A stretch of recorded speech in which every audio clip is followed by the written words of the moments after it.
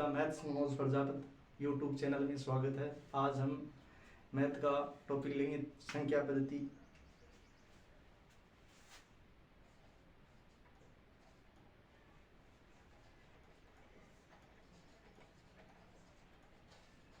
संख्या पद्धति के अंतर्गत संख्याओं का अध्ययन किया जाता है। तो सबसे पहले संख्याओं के बारे में जानेंगे कि कितने प्रकार की संख्याएं होती है। तो संख्या को आगे चल कर के दो भागों में बांटा गया है। एक वास्तविक संख्या,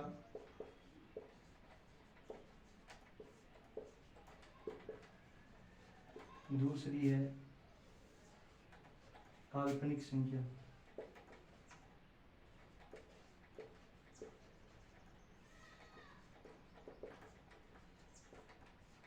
वास्तविक संख्या को भी आगे चलकर दो भागों में बांटा गया है। एक नंबर पे है पूर्णांक संख्या, दो नंबर पे आती है दशमलव संख्या।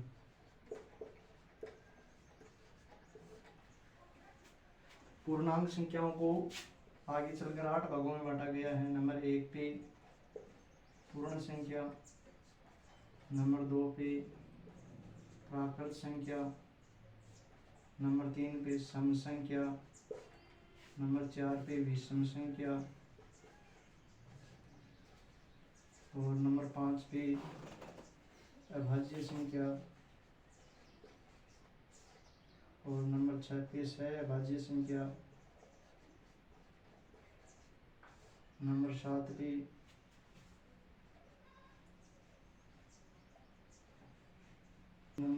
पे यौगिक संख्या। यौगिक संख्या को हम संयुक्त संख्या भी कहते हैं या भाज्य संख्या भी कह सकते हैं। और नंबर 8 पे संपूर्ण संख्या। इसी प्रकार से दशमलव संख्या को भी दो भागों में बांटा गया है। एक नंबर पे है शांत दशमलव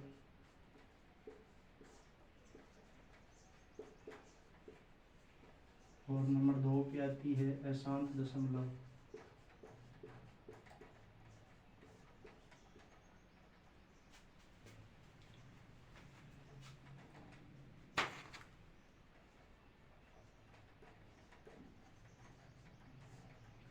अशांत दशमलव को आगे चलकर दो भागों में बांटा गया है। एक पर आती है अशांत आवर्ती दशमलव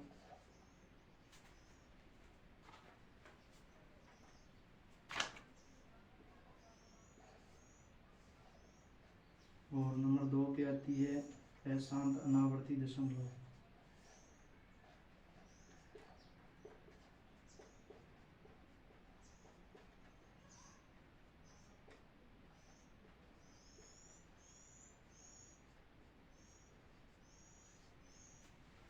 और पूर्णांक संख्या के अंतर्गत परमेय संख्या भी आती है, इसको परमेय संख्या भी कहते हैं।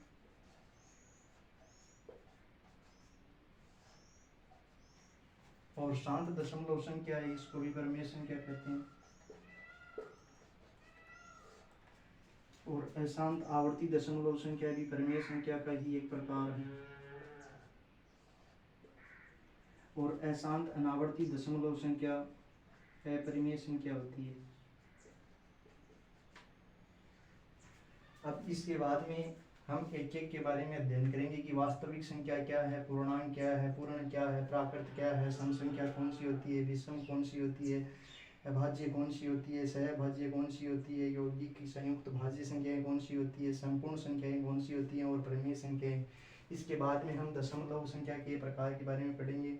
नंबर 1 पे शांत दशमलव के बाद और अशांत अनावर्ती दशमलव संख्याओं के बारे में पढ़ेंगे। तो सबसे पहले हम वास्तविक संख्या को इंग्लिश में रियल नंबर कहते हैं, इसलिए इसको आर से डिनोट किया जाता है।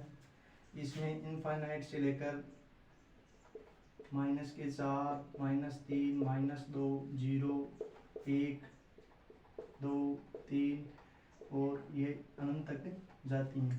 ये संख्याएं कौन सी होती हैं? वास्तविक संख्याएं होती हैं। और काल्पनिक संख्याएं होती हैं, उनके अंतर्गत -1 का रूट √-2, √-3, इस प्रकार की संख्याएं होती हैं, वो काल्पनिक संख्या होती है। इसमें √-1 होता है, इसका मान आयोटा होता है।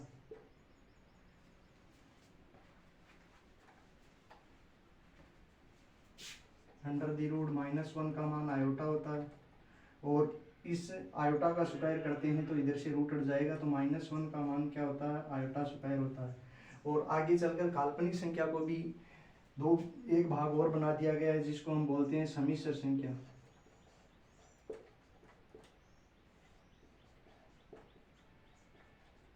समिश्र संख्या, इसको a प्लस आयोटा b के रूप में लिखा जाता है, जिसमें a रियल नंबर होता है, वास्तविक नंबर होता है, तथा आयोटा b काल्पनिक नंबर होता है। अब इसके बाद में हम वास्तविक संख्याओं के प्रकार के बारे में जानेंगे।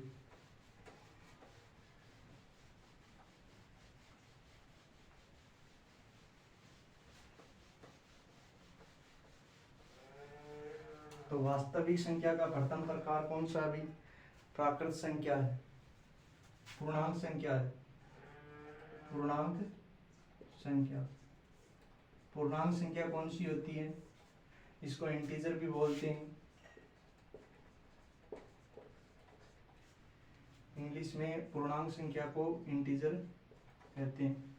तो पूर्णांक संख्याएं कौन सी होती हैं, इसमें अपने आप में पूर्ण संख्याएं होती हैं, जैसे -∞ से चल करके -5, -4, -3, -2, -1, और 0 भी एक पूर्ण संख्या है। इसके बाद में 1, 2, 3, 4 डैश इंफिनिटी तक चलती है। कहने का मतलब इसमें पॉइंट वाली संख्याएं सम्मिलित नहीं की जाती हैं।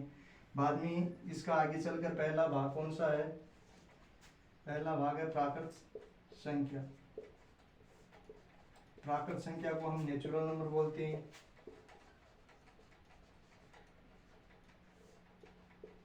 इसलिए इसको n से लिखते हैं। तो n इसका मान होता है प्राकृत संख्या का 1 से स्टार्ट, 1, 2, 3, 4, 5, 6 और इंफिनिटी तक चलता है। बाद में प्राकृत संख्या के बाद में इसका दूसरा प्रकार पढ़ते हैं पूर्ण संख्या का।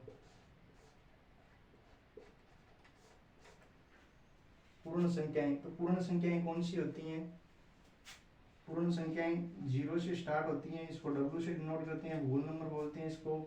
0, 1, 2, 3 डैश इंफिनिटी तक चलता है। इसके बाद में नंबर 3 के बारे में देखेंगे।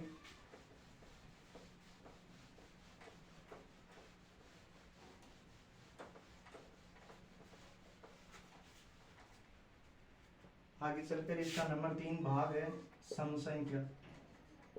सम संख्या को इवन नंबर बोलते हैं। तो ऐसी संख्याएं जिसमें 2 का भाग पूरा पूरा जाता हो।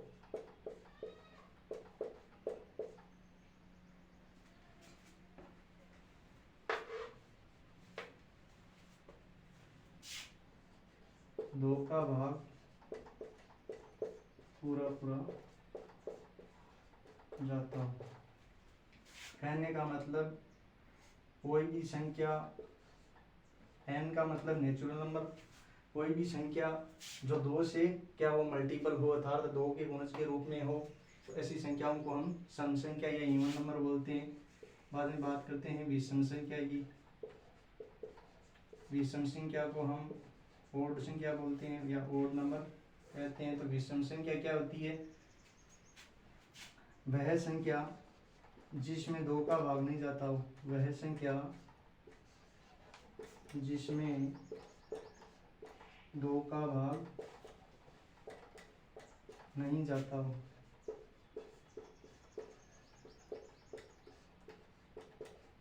उदाहरण के लिए 1 है, 3 है, 5 है, 7 है, इस प्रकार से चलती हैं। इसमें 2n+1 संख्याएं होती हैं। और इसका उदाहरण सम संख्या का उदाहरण देखें तो 0, 2, 4, 6 डैश 2n तक चलती है। इसके बाद में 5 नंबर प्रकार पढ़ेंगे।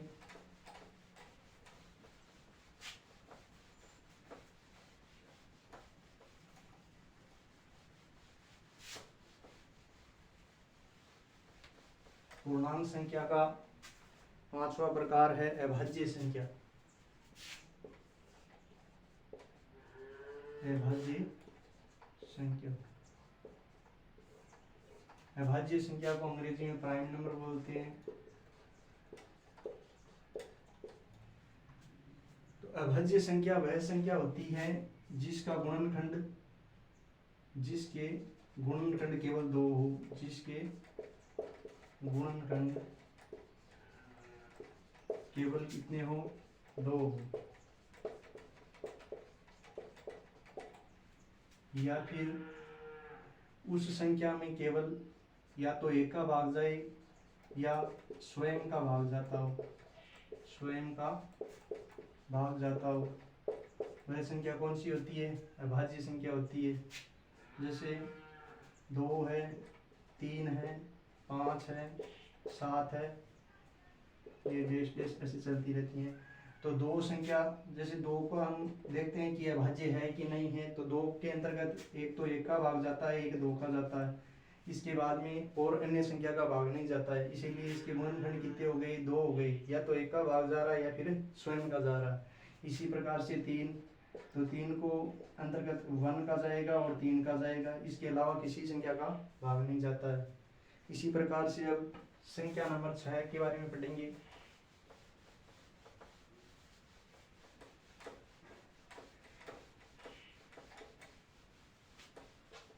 संख्या नंबर 6 सहअभाज्य संख्या, सहअभाज्य संख्या, सहअभाज्य संख्या को कोप्राइम बोलते हैं।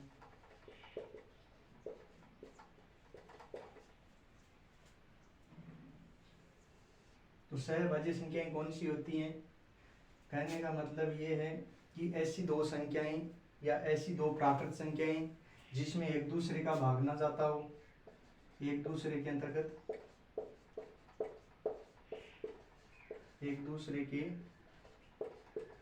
अंतर्गत भाग ना जाए,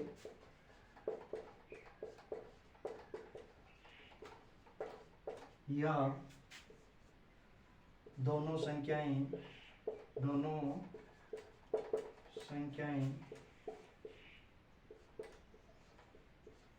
किसी संख्या से कटे ना, किसी संख्या से कटे ना।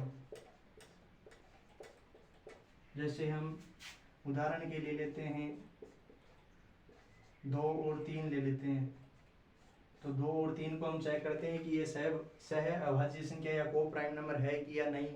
तो 2 के अंतर्गत और 3 के अंतर्गत किसी भी दोनों संख्याओं में किसी संख्या का भाग नहीं जाता, अर्थात किसी संख्या से कटते भी नहीं है और एक दूसरे के अंतर्गत भी नहीं जाता। जैसे 2 का 3 के अंतर्गत नहीं जाता है, 3 का 2 के अंतर्गत नहीं जाता है, तो ये कौन सी है, सहअभाज्य संख्या है। इसी प्रकार से हम 4 और 6 को लेते हैं, तो 4 और 6 के अंतर्गत देखो एक दूसरे के अंतर्गत भाग जाता है कि नहीं जाता, चेक करते हैं। तो 4 का 6 में नहीं जाता, 6 का 4 में नहीं जाता है, परंतु 4 संख्या 2 से कटती है, 6 भी 2 से कटती है।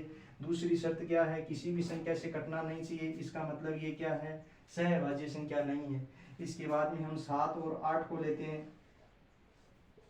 7 का भाग 8 के अंतर्गत नहीं जाता और 8 का भाग 7 के अंतर्गत नहीं जाता है। पहली कंडीशन तो सेटिस्फाई हो रखी है और दूसरी कंडीशन है किसी भी संख्या से कटे ना। तो 7 और 8 किसी भी संख्या से नहीं कटते हैं, इसका मतलब ये कौन सी संख्या है, सहअभाज्य संख्या है।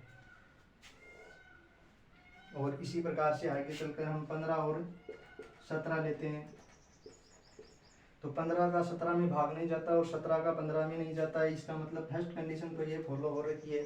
और सेकंड कंडीशन ये है कि 15 और 17 में कोई भी संख्या कॉमन आकर कटता है कि नहीं कटता है। तो 15 और 17 में कोई भी संख्या कॉमन नहीं आती है, इसका मतलब ये भी क्या है, सहअभाज्य संख्या।